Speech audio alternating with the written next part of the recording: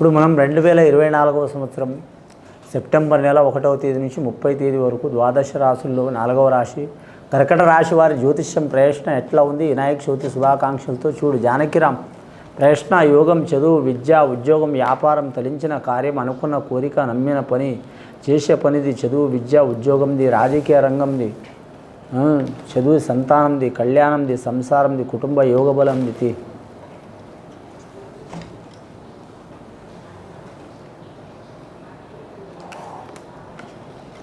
కర్కట రాశి వారి జాతకంలో చెప్పాలంటే వనదేవతలు, సమ్మక్క సారలమ్మ దేవతలు వచ్చినండి వారి పేరు మీద.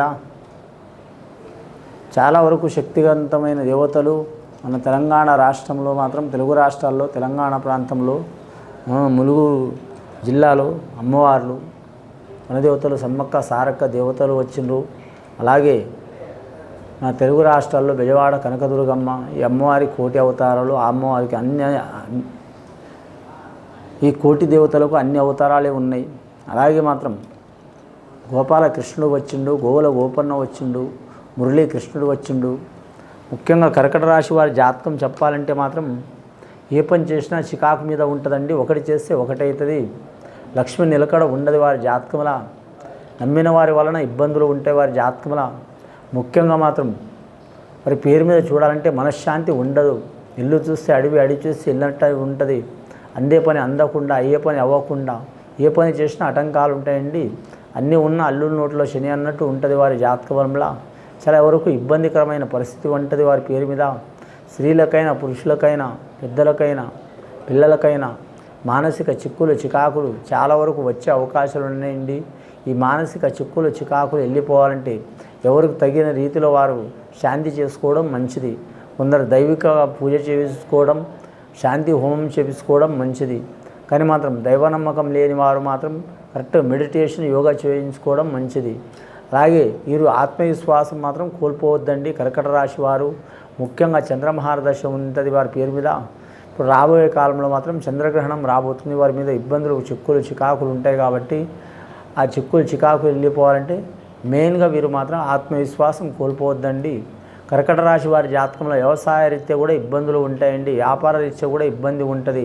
అలాగే ఫ్యామిలీ పరంగా కూడా ఇబ్బంది ఉంటుంది.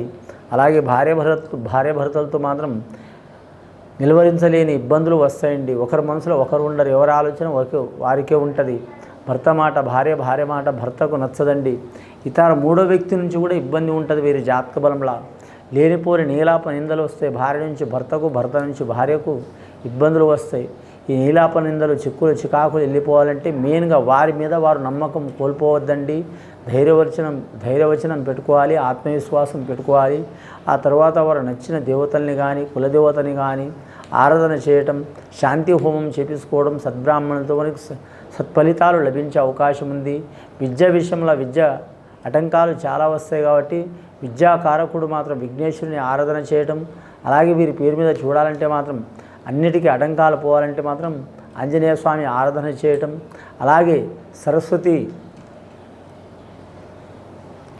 సరస్వతి లేహం వాడటం కూడా చాలా వరకు మంచిది. అలాగే వీరి పేరు మీద చూడాలంటే సిద్ధగంధం ధరించడం చాలా మంచిదండి. సిద్ధగంధం అంటే మాత్రం అన్ని రకాల చెట్ల క్రియలతో తయారు చేసి ఉంటుంది. దైవస్వరూపం ఉంటుంది.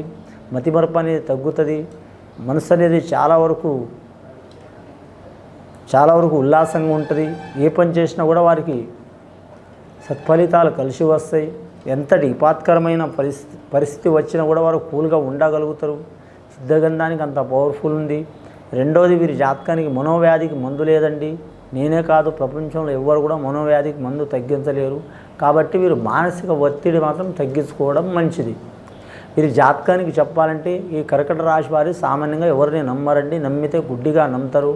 అలాగే మేధావి లక్షణం ఉంటుంది. అలాగే మతిమరుపు చాలా ఉంటుంది. ఒకరిని మోసం చేసే గుణం ఉండదు. నమ్మిననుకో మాత్రం ప్రాణం ఇచ్చేంత నమ్ముతారు, లేకుంటే ఎవరిని నమ్మరు. అలాగే వివాహరీత్యా కూడా ఇబ్బందులు, చిక్కులు, చికాకులు ఉంటాయి. సంతాన రీత్యా కూడా ఇబ్బందులు, చిక్కులు, చికాకులు చాలా ఉంటాయి. కానీ వీరికి అష్టమశని ప్రభావం చాలా వరకు ఉన్నది వీరి జాతక బలంలా. దాని మూలంగా అష్టమశని ప్రభావం మూలంగా కానీ మాత్రం అష్టకష్ట చిక్కులు ఉంటాయండి. అష్టకష్ట చిక్కులు అంటే ధనపరంగా, రుణపరంగా, సంసారపరంగా, సంతానపరంగా, పర్సనల్ లైఫ్లో, అలాగే కుటుంబ పరంగా, వ్యాపార పరంగా, ఆరోగ్యపరంగా చాలా వరకు ఇబ్బందులు ఉంటాయి. కానీ మాత్రం మీరు ఖచ్చితంగా మాత్రం ఆంజనేయ స్వామిని పూజ చేయటం, నవగ్రహ ఆరాధన చేయటం, అలాగే శనేశ్వరుని పూజ చేయించడం, అలాగే మాత్రం కాలభైరవుడిని పూజ చేయించడం చాలా వరకు మంచిది. వీరి మీద ఉన్న చిక్కులు, చికాకులు, దారిద్ర్య బాధలు తొలగిపోయే అవకాశాలు ఉంటాయండి. ఇక మీకు దైవ నమ్మకం లేకుంటే కనబడ్డ రాయికి మొక్కి మొక్కి పూజలు చేసి చేయి ఖాళీ అయిందనుకొని మీకు అలా నమ్మకం కలిగితే మాత్రం, కానీ మీ జ్యోతిష్యంలో చూడాలంటే మాత్రం ముఖ్యంగా బీదలకు లేదా మాత్రం దివ్యాంగులకు, అలాగే మాత్రం సమాజంలో ఏ రకంగా ఎవరికైనా సరే మాత్రం వీరు సాయం చేస్తే వారి మీద ఉన్న చిక్కులు, చికాకులు తొలగిపోయే అవకాశాలు ఉంటాయండి. పూజల మూలంగానే మంచి జరగాలి ఏం లేదండి. మంచి పనులు చేస్తుంటే కూడా వారి మీద ఉన్న చాలా వరకు నెగిటివ్స్, దరిద్రం అనేది తొలగిపోయే అవకాశం ఉంటుంది, మంచి జరిగే అవకాశం కూడా ఉంటుందండి. కానీ మాత్రం వీరికి దివ్య జ్ఞానం కూడా ఉంటుంది. అలాగే మాత్రం భూమి నుంచి ఆకాశం దాకా ఆలోచన శక్తి కూడా ఉంటుంది. అలాగే ఒక్కొక్కసారి మాత్రం చిన్నపిల్లల మనస్తత్వం ఉంటుంది వీరి పేరు మీద. విదేశీయానం, జలంత మార్గాల్లో వెళ్ళాలనుకునేవారు తప్పకుండా వెళ్తారు. అలాగే గవర్నమెంట్ కొలువు చేయాలనుకునే వారికి మాత్రం నెక్స్ట్ టైం మంచిగా ఉంటుంది వారి జాతక బలంలా. ఇక విద్యావేత్తలకు చూడాలంటే మాత్రం కొన్ని ఆటంకాలు తప్పవు, కానీ ధన విషయంలో, రుణ విషయంలో ఆటంకాలు తప్పవు. కానీ నమ్మిన వారి వలన జయమవుతుంది. ముఖ్యంగా వనదేవతలు వచ్చిన అమ్మవారు సమ్మక్క సారక దేవతల్ని పూజ చేయటం, బెజవాడ కనకదుర్గమ్మని పూజ చేయటం, అలాగే శ్రీకృష్ణుని ఆరాధన చేయటం, అలాగే నవగ్రహాల్ని, శనేశ్వరుని పూజ చేయటం చాలా మంచిదండి.